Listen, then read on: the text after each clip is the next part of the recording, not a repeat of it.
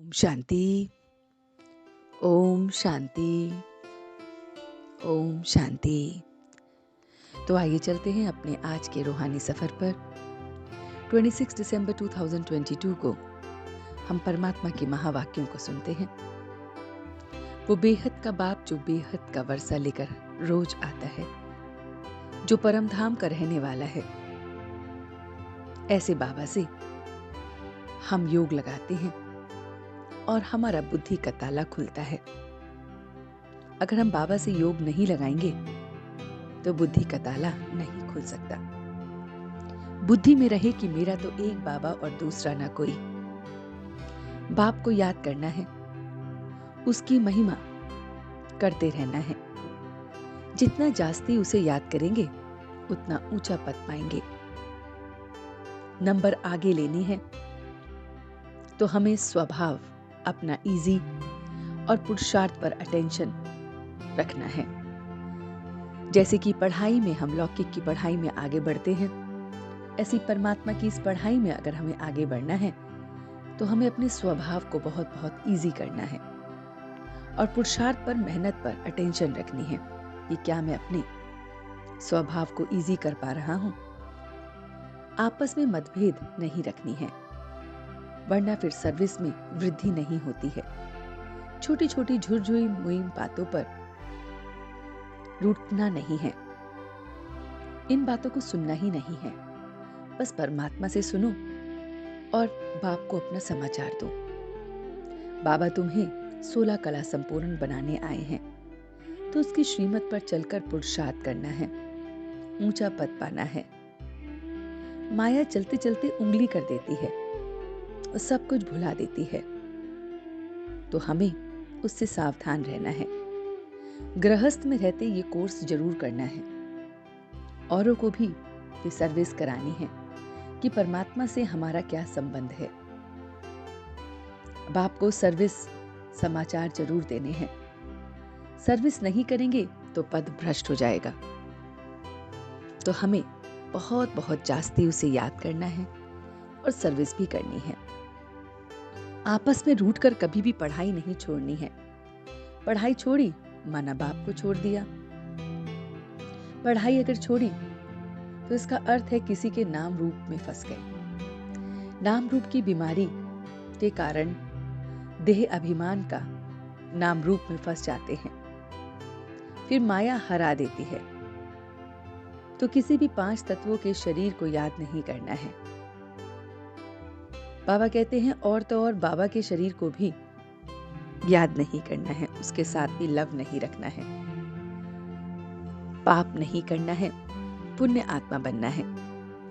आपस में व्यर्थ बातें नहीं करनी है। तो हमें आगे बढ़ने के लिए स्वभाव को इजी रखते हुए इन सारे पुरुषार्थ की बातों पर अटेंशन रखनी है। जैसे योग करने और कराने में अब हम बच्चे योग्य हो गए हैं, ऐसे ही इस योग का प्रयोग करने के भी अब हमें योगी बनना है। तो बाबा कहते हैं संस्कारों में योग की शक्ति का प्रयोग करो कि अपने संस्कारों में श्रेष्ठता लाओ। श्रेष्ठ संस्कार ही श्रेष्ठ संसार की रचना के नींव हैं।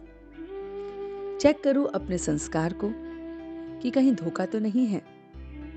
कोई भी बात व्यक्ति, वायुमंडल साधारण या व्यर्थ न बना दे।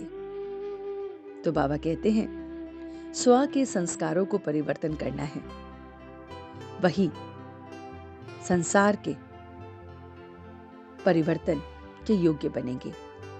तो जो बच्चे स्व के संस्कारों को परिवर्तन करेंगे, जो अपने एक एक संस्कार को श्रेष्ठ लेंगे, साधारण नहीं, व्यर्थ नहीं, वही संसार को भी परिवर्तन करने के निमित्त बन जाते हैं। तो ये सारी मीठी मीठी बातें उस परमात्मा ने हमसे कही।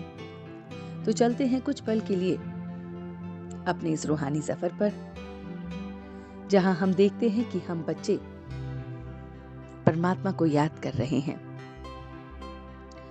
उसको याद करते करते हमारी बुद्धि का ताला खुलता है। हमें बाप दिखता है, परमधाम निवासी दिखता है, बेहद का वर्षा दिखता है। मैं देख रहा हूं कि मैं परमात्मा को याद कर रहा हूं।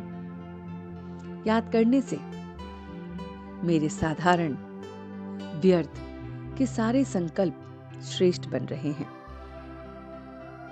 मैं देख रहा हूं कि मेरी बातें श्रेष्ठ हो रही हैं, वायुमंडल श्रेष्ठ हो रहा है, और जो भी व्यक्ति मुझसे मिल रहा है वो भी श्रेष्ठ मिल रहा है।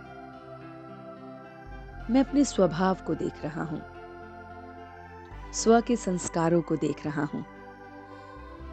परमात्मा को याद करने से मेरे संस्कार परिवर्तित हो रहे हैं, मेरा स्वभाव बदल रहा है।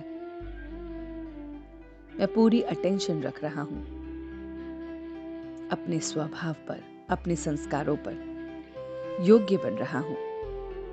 मैं योगी बहुत बहुत अटेंशन पे करते हुए किसी के भी देह में नहीं फंस रहा हूं, नाम रूप में नहीं फंस रहा हूं, 5 तत्वों के इस शरीर में नहीं फंस रहा हूं, व्यर्थ से बच रहा हूं।